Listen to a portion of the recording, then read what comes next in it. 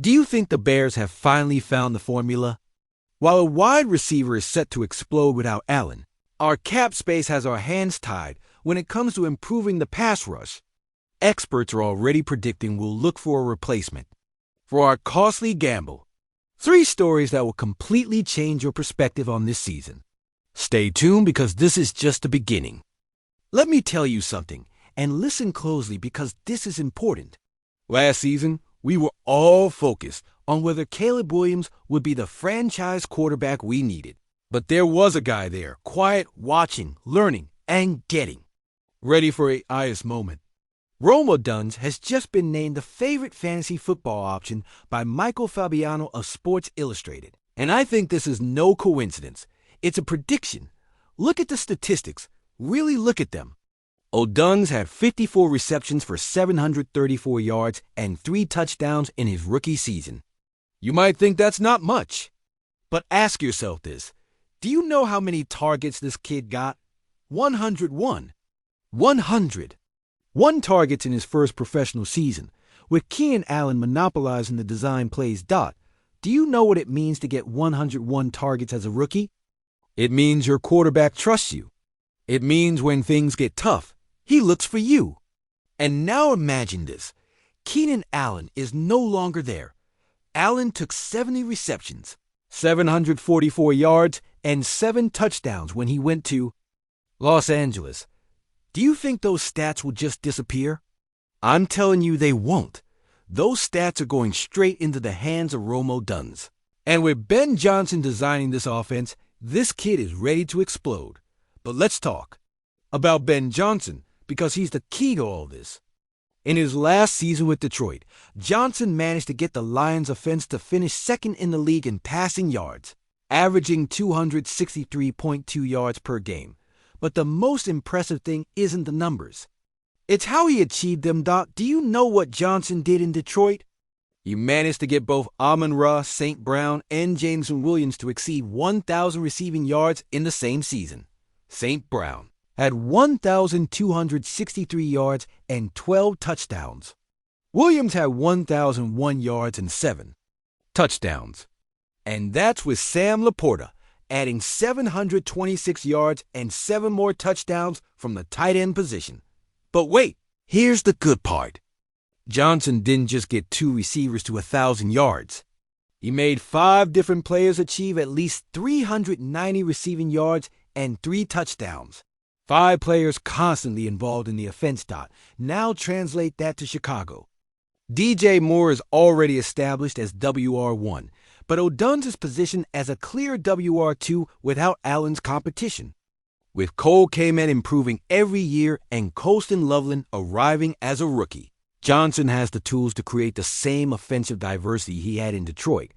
But there's something else that excites me about Odunze, and it's what I saw in the 2 games where he scored over 20 fantasy points last season.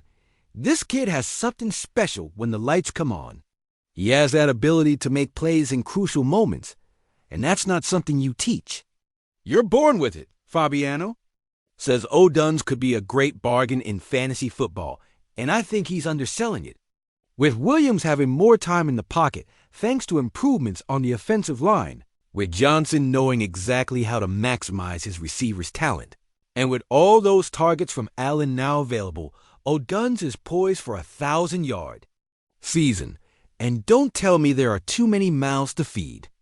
Johnson already showed in Detroit he can make multiple receivers successful simultaneously. The difference is he now has Odunze, a receiver drafted 9th for a reason. But here comes what's really keeping me up at night as a Bears fan for as long as I can remember. And it's something Ryan Poles doesn't want us to talk about. But I'm going to put it on the table because you deserve the truth. We're in a league where money talks louder than sweet words. And we, the Chicago Bears, are practically silent in that conversation. We have barely $14.7 million in cap space. Do you know how many NFL teams have less money available than us? Only 5 teams. In a league of 32, teams only 5 have fewer resources than us to improve their roster. Meanwhile, there are 19 teams with at least $20 million available. 11 teams have more than $30 million. And get ready for this. New England has $60 million available. The Jacksonville Jaguars have $58 million. The Cleveland Browns have $42 million, and us?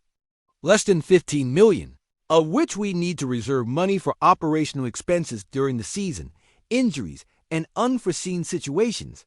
But here's the real problem, and this is what worries me. The salary cap has grown more than ever in NFL history.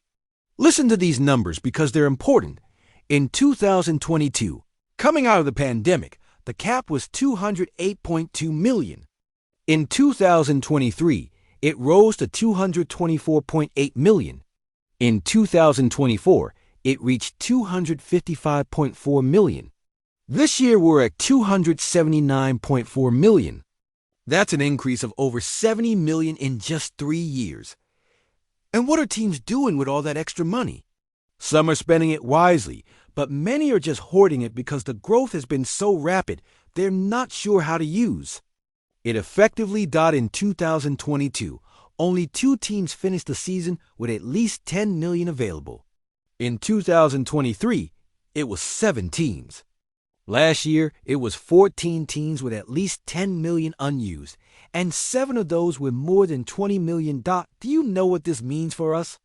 It means that when August and September arrive and veteran players can help us, especially edge rushers. Our biggest need, those players are going to have multiple offers from teams with money to burn, and we're not going to be in that fight. Imagine this scenario. A veteran with 8 sacks last season becomes available in the final. Cuts.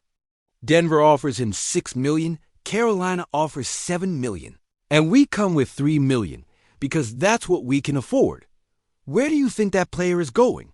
Ryan Poles is in a situation where he has to be perfect with every decision. He can't afford mistakes because he doesn't have the financial margin to correct them. Other general managers can make a mistake in free agency and fix it later with another veteran. We don't have that luxury, but here's the part that really irks me. This situation was avoidable. Look at the contracts we've given in the last 2 years. Some were necessary, like DJ Moore's. Others were questionable from the start. Now we're in a position where players like Austin Booker, Dominique Robinson, and Roshan Johnson have to step up because we don't have the money to bring in proven veterans. To compliment them, Gene Chamberlain said it perfectly in his article. It might have been better if some of Poles' picks actually stepped up for a change. Because that's the reality. We need our drafts from the last few years to deliver. Because we have no other option. This situation reminds me of those dark years when we had talented players.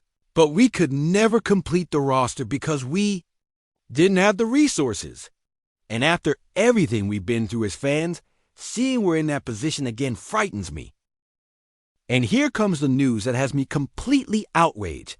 And I want you to understand why this is bigger than it seems on the surface. Pro Football Sports Network just published a mock draft for 2026, for next year where they predict the Chicago Bears will select Keldrick Falk from Auburn in the first round to replace Dale Odunze. Do you realize the craziness of this situation? We just gave Odunze a 3-year contract for $48 million just a few months ago, and they're already talking about finding his replacement. This is not just some random prediction from a blogger sitting at home. This comes from analysts who study trends, who talk to scouts, who understand how organizations operate. And the fact that they're already connecting the Bears with a draft 2026 edge rusher tells me there are serious doubts about whether Odunze can be the answer we need. Let's talk about Keldrick Falk, because if we're going to talk about him as our future, you need to know about him. This kid is 6 feet 6 inches tall and weighs 288 pounds. Those are defensive end measurements who can play both standing up and with a hand in the dirt. Exactly what Dennis Allen looks for in his defensive scheme. Falk had a breakthrough season in 2024. After registering only 1 sack in his freshman season, he exploded with 7 sacks his sophomore year. That's the kind of progression professional scouts love because it shows growth potential. But here's my problem with this whole situation and why I'm so upset. If we already knew we needed more pass rush, if we already knew that Montez Sweat with 5.5 sacks wasn't enough to lead a competitive defense, why weren't we more aggressive in free agency? Why bet $48 million on Odunze if internally we're not convinced he can be the long-term answer? Why not use that money to go for a more established edge rusher? Look at Odunze's history. He had 8 sacks in 2023, his best season. Before that, his pass rush numbers were mediocre. In 2022, he had 4.5 sacks. In 2021, he had 2.5 sacks. Not exactly the profile of a player who will consistently solve our pass rush problems. And now analysts are already looking to the 2026 draft because they understand we're probably going to need a real solution in that position. But there's something deeper here that worries me. This prediction suggests Ryan Poles might be in a situation where he has to admit another mistake in his talent evaluation. First, it was the quarterback situation before Williams. Then it was some draft picks that haven't delivered. Now it might be Odunze. How many mistakes can a general manager make before the organization decides it needs a change? Especially with the cap space limitations we have, every decision has to be flawless. And let's talk about timing. If we really need to draft an edge rusher in the first round of 2026, that means we'll have to wait 2 more seasons to have consistent pass rush. Do you think we can compete in the NFC North without a pass rush for 2 more years? The Packers have Rashan Gary and Preston Smith. The Vikings have Jonathan Greenard and Andrew Van Ginkel. The Lions have Eden Hutchinson and Josh Paschal. And us? We're expecting Odunze to be something he's never been in his career and already planning his replacement. Falk has the physical tools to succeed in the NFL. His burst off the line is impressive for his size. His pursuit range from the backside is elite. He has the combination of size, power, and athleticism modern defensive coordinators look for. But the fact that we're already talking about him as our future edge rusher tells me there's a lack of confidence in the decisions we just made. And that worries me because it means we might be wasting crucial years of Caleb Williams' career waiting for the rest of the roster to fall into place. Look, these 3 stories paint a very specific picture of where we are as an organization. On one hand, we have reasons to be optimistic about Rome Odunze's development under Ben Johnson. On the other hand, we have financial constraints that will complicate completing the roster. And in addition, we're already planning to replace investments we just made. This tells me we are at a critical moment. The next 2 years will define whether Ryan Poles truly knows how to build a winning roster or if we remain the same team that promises a lot and delivers little. The reality is we need everything to go well. Odunze must explode. Our young players need to develop. Odunze has to outperform his own numbers. And Poles has to work magic with limited resources. Is it possible? Yes. Is it probable? That remains to be seen. What do you think? Do you trust that Rome Odunze can really have that 1,000-yard season we're all hoping for? Are you as worried as I am that we're so financially constrained while other teams have money to burn? And what's your take on already talking about replacing Odunze before he even completes a season with us? I believe we are at a decisive moment.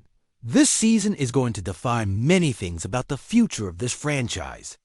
If Odunze explodes, if our young players break out, and if Odunze performs to the level of his contract, we might have something special.